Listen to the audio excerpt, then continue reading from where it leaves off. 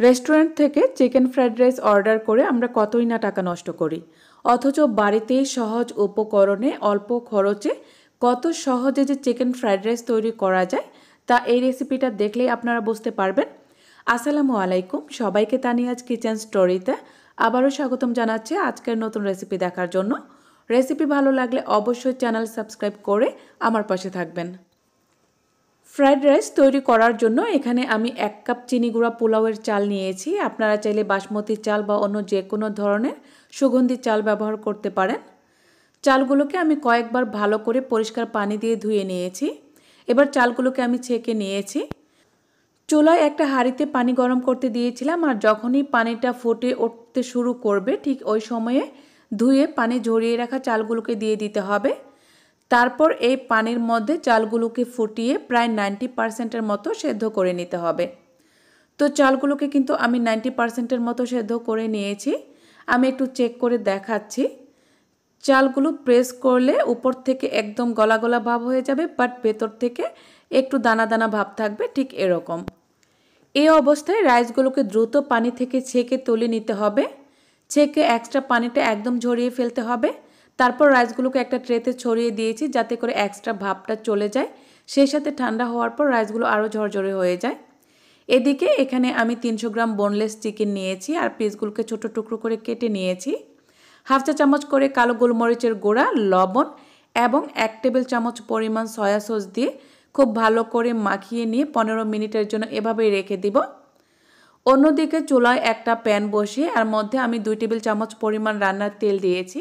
তেলটা ভালো করে গরম হয়ে আসলে এর মধ্যে আমি 2টা ডিম ভেঙে দিয়ে এভাবে করে ভালো করে ফেটিয়ে নিচ্ছি যাতে করে ডিমটা স্ক্রাম্বল করতে সুবিধা হয়। সামান্য একটু লবণ দিয়ে দিয়েছি স্বাদ অনুযায়ী। এবার ডিমগুলোকে আমি এভাবে করে স্ক্রাম্বল করে নিয়েছি। খুব বেশি কড়া করে ভাজা যাবে না, এভাবে করেই তুলে নিতে হবে, জাস্ট একটু হালকা করে ভেজে নিয়ে। এবার ওই তেলের সাথে আরও দিয়েছি 2 টেবিল চামচ পরিমাণ রান্নার তেল, সাথে দিয়েছি 1 চা চামচ করে আদা কুচি এবং রসুন কুচি। আপনারা চাইলে এখানে তেলের পরিবর্তে বাটার দিতে পারেন, এতে করে টেস্ট আরও বেশি হবে। আদা এবং রসুন কুচিগুলো যখন লাইট ব্রাউন কালার হয়ে আসবে এর মধ্যে দিয়েছি একটা মাঝারি সাইজের পেঁয়াজ কুচি করে। আর পেঁয়াজটা কি করে কুচি করেছি আপনারা দেখতেই পেয়েছেন। পেঁয়াজগুলোকে 1 মিনিটের মতো ভেজে নিয়ে এর মধ্যে আমি ম্যারিনেট করে রাখা চিকেনের পিসগুলোকে দিয়ে দিয়েছি। তারপর চিকেনের পিসগুলোকেও আমি 3 থেকে 4 মিনিটের মতো ভেজে নেব, চুলার আঁচটাকে মিডিয়াম হাইতে রেখে। আর চাইনিজ রান্নার পুরোটাই কিন্তু একদম হাই হিটে রান্না করতে হবে, এতে করে টেস্ট ভালো হবে আর একদম পারফেক্ট হবে। 1/4 কাপ পরিমাণ গাজর কুচি করে দিয়েছি, সেই সাথে দিয়েছি 1/4 কাপ পরিমাণ ক্যাপসিকাম। স্বাদ অনুযায়ী আবারও লবণ দিয়ে দিয়েছি। সবগুলোকে আমি ছোট কিউব করে কেটে নিয়েছি। এবার এগুলোকেও 3 থেকে 4 মিনিটের মতো আমি ভেজে নেব। মনে রাখতে হবে চুলার আঁচটাকে কিন্তু মিডিয়াম হাইতেই রাখতে হবে। 3 থেকে 4 মিনিটের মতো ভেজিটেবলগুলোকে ভেজে নিয়ে এর মধ্যে দিয়েছি 1 টেবিল চামচ পরিমাণ সয়া সস। সয়া সস ভালো করে মিশিয়ে নিয়ে এর মধ্যে দিয়েছি 1 টেবিল চামচ পরিমাণ ওয়েস্টার সস। আবারও ভালো করে সসটা মিশিয়ে নিয়েছি, সেই সাথে এরপর সবশেষে দিয়ে দিব 1 টেবিল চামচ পরিমাণ চিলি সস। এখানে আমি সুইট চিলি সস ব্যবহার করেছি। দিয়ে দিচ্ছি 2টা মাঝারি সাইজের কাঁচামরিচ কুচি করে। ঝালটা হচ্ছে আপনারা আপনাদের পছন্দ অনুযায়ী ব্যবহার করবেন। সাথে দিয়েছি 2 টেবিল চামচ পরিমাণ পেঁয়াজ কলি কুচি করে। সবশেষে স্ক্রাম্বল করে রাখা ডিমগুলো দিয়ে সব কিছু ভালো করে মিশিয়ে নিয়েছি। আবারও দিয়ে দিচ্ছি 1 চা চামচ পরিমাণ কালো গোলমরিচের গুঁড়া।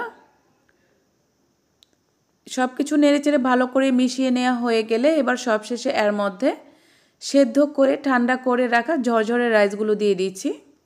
আর রাইসগুলোকে অবশ্যই ঝরঝরে অবস্থায় দিতে হবে। এবারে নেড়েচেড়ে ভালো করে মিশিয়ে নিব।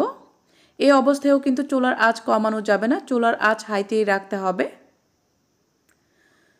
মিশিয়ে নেওয়া হয়ে গেছে। সবশেষে দিয়ে দিচ্ছি 1 চা চামচ পরিমাণ চিনি। অবশ্যই চিনিটা ব্যবহার করার চেষ্টা করবেন, এতে করে ফ্রাইড রাইসের পারফেক্ট যে টেস্টটা সেটা পাবেন। তো আমাদের ফ্রাইড রাইস একদম রেডি হয়ে গেছে, আর দেখতেই পাচ্ছেন কতটা পারফেক্ট হয়েছে, সেই সাথে হয়েছে অনেক বেশি মজাদার। বাচ্চারা যখন চিকেন ফ্রাইড রাইস খাওয়ার বায়না ধরবে তখন রেস্টুরেন্টে না গিয়ে আপনিও পারেন খুবই কম খরচে ঘরেই এই ফ্রাইড রাইসটা তৈরি করে দিতে। আর বিশ্বাস করেন রেস্টুরেন্টের থেকে কিন্তু কোনো অংশেই কম স্বাদ হবে না, বরং একটু বেশিই স্বাদ পাবে সবাই। যদি রেসিপি ভালো লেগে থাকে তাহলে কিন্তু অবশ্যই ভিডিওটিতে লাইক এবং কমেন্ট করে দিবেন। সেই সাথে আমার ফেসবুক পেজটিতেও ফলো দিয়ে রাখবেন এবং ভিডিওটি আপনার ফ্রেন্ডস এবং ফ্যামিলির সাথে শেয়ার করে দিবেন। সাথে থাকার জন্য সবাইকে অনেক অনেক ধন্যবাদ। আল্লাহ হাফেজ।